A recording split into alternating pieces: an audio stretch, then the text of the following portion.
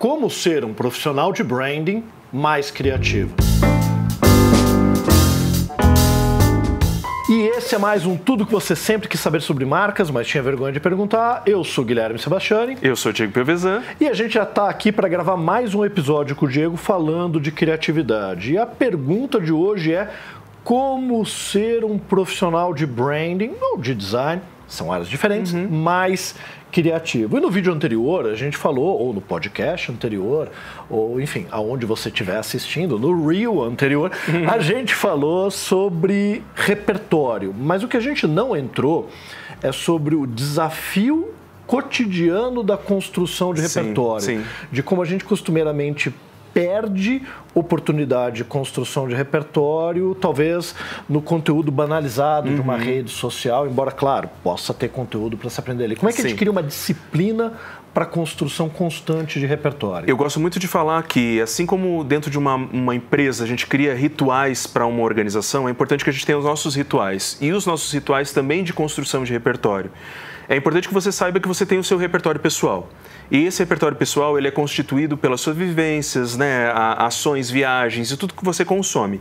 Mas esse repertório pessoal ele vai também sendo influenciado por um repertório coletivo, aonde você mora, as pessoas com quem você conversa. Então, se você está sempre na mesma bolha, a tendência é que o seu repertório ele fique limitado.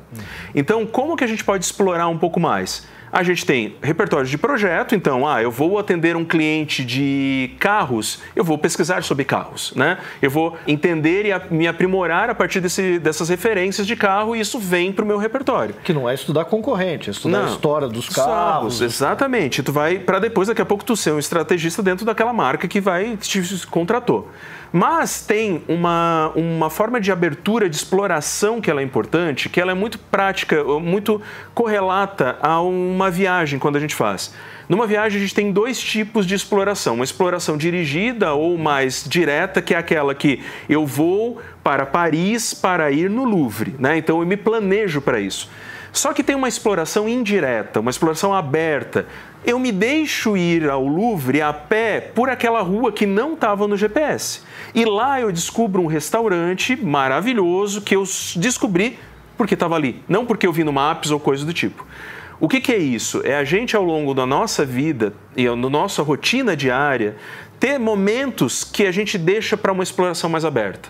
Conversar com outras pessoas, ouvir podcasts que são fora da sua área de atuação, ler livros que são de não ficção, que se tu gosta só de ficção, ou de alguma história específica que alguém indicou, falar com gente diferente, porque isso amplia um repertório que não é um repertório de projeto, mas ele te ajuda no projeto.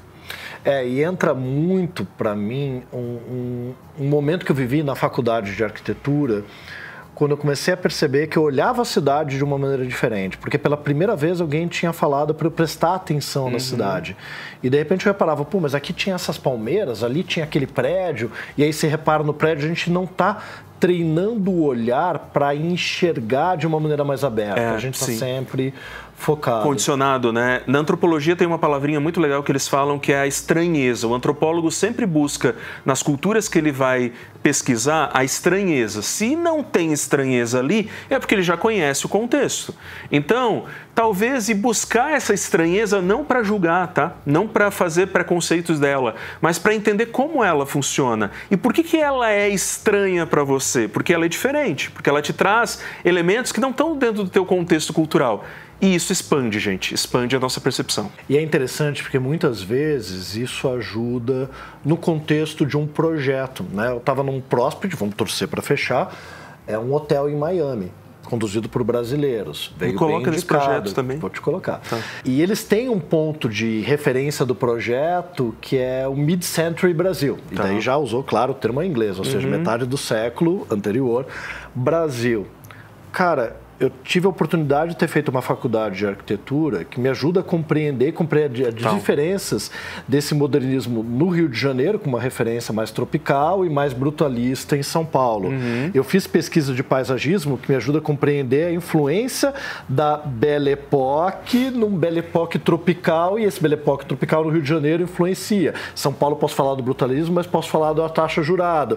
Como eu coordenei trabalhos de graduação na Anhembi Morumbi, que um dos temas de um trabalho que eu, nesse caso, não mentorei, mas acompanhei, falava sobre capas de discos de bossa nova. Então você vai formando um repertório ali de um lugar que você não conhece. Naquele momento foi útil para encantar o cliente, porque o cliente perguntou qual era a minha experiência com o mercado hoteleiro. Total. E eu tinha alguma, mas o que percebi que o olhinho brilhou foi quando eu falei do repertório, que era ali do contexto do conceito. Então isso pode virar uma oportunidade comercial também. Exatamente. Né? E o repertório está nas ruas. Eu acho que isso é importante a gente também trazer, né? O quanto tirar a bunda da cadeira, literalmente, ir para a rua, conversar com gente, olhar pessoas, no restaurante observar as pessoas que estão naquele restaurante, ir para caminhos e lugares que você não vai com tanta frequência, vai te trazer também uma bagagem. E isso é riqueza para projeto. Sim. Afinal de contas, a gente pensa, ok, no podcast, que a gente mencionou, no livro, mas você tem uma possibilidade de um repertório mais amplo. Nossa, gigante. Agora, e ferramentas para a gente exercitar a criatividade?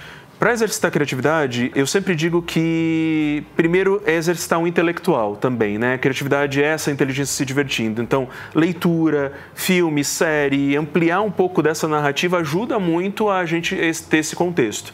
Mas nada como o velho papel e caneta na mão para ajudar a desbloquear qualquer coisa.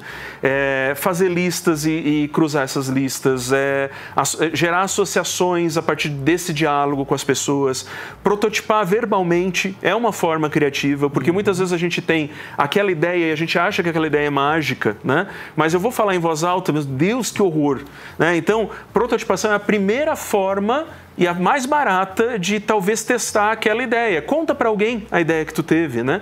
E também colocar pessoas numa sala. Mas tem um ponto muito importante, tá, Guilherme, que eu acho que é legal para a gente organizar o famoso brainstorm. Porque muitas vezes o brainstorm ele é feito errado. Eu vou usar aspas aqui, porque vocês vão entender o porquê. No brainstorm, muitas vezes é aquele oba-oba. Coloca lá o problema na mesa, o pessoal vai gerando um monte de alternativa e possibilidades. Só que, às vezes, as pessoas já vão julgando aquelas alternativas e possibilidades. Não tem verba, não dá para fazer, o CEO não aprova. E a pessoa que está gerando aquelas ideias ali muito empolgada, não vai mais falar. Então, tem um momento de geração e um momento de julgamento. Tá? Isso é um ponto muito interessante numa... E a necessidade de você se abrir para a ideia do outro, porque a gente sempre acha que a nossa ideia é melhor. Exatamente. E você não enriquece o teu repertório se você não se permitir, eu não lembro quem falou isso, de se permitir encantar pela ideia do outro. Você tem que se abrir para se encantar por ela. E trabalhar com ela, né? Então, por exemplo, a gente citou em uma outra conversa que a gente teve, o Brainwriting 635. Que nada mais é do que eu pegar a ideia do outro e talvez dar uma pincelada em uma melhoria e o outro recebe aquela minha ideia e dá uma melhoria e todo mundo trabalha em cima da ideia do outro. De forma, inclusive, silenciosa. Isso é muito bom. Mas tem uma ferramenta que eu gosto muito, que eu trago muito também para as minhas dinâmicas, que é o Scamper. O Scamper ele é um acrônimo de 7 palavrinhas, onde eu tenho na palavrinha substituir, modificar, adaptar. Então, às vezes, eu estou bloqueado, tá? Estamos com aquele problema ou com aquela solução já, não sabemos para onde a gente ir. A gente abre o Scamper e fala, tá... E se a gente substituir alguma coisa aqui? E se a gente adaptar alguma coisa aqui? E se a gente modificar isso aqui? E se a gente alterar tal coisa? Então a gente tenta trazer essas palavras como o e se para a gente poder fazer uma melhoria naquele projeto. E se você conhece alguma outra ferramenta, algum outro processo, ou você tem as tuas práticas e acha que é bacana compartilhar, compartilha aqui nos comentários pra gente, para quem está assistindo no YouTube, ou vendo no formato de Reel no Instagram, ou manda pra gente por mensagem se você estiver escutando isso no nosso canal de podcast. Beleza? Beleza. Diego, como sempre, é um prazer ter você aqui. Espero que você volte em breve. Voltarei, é isso aí.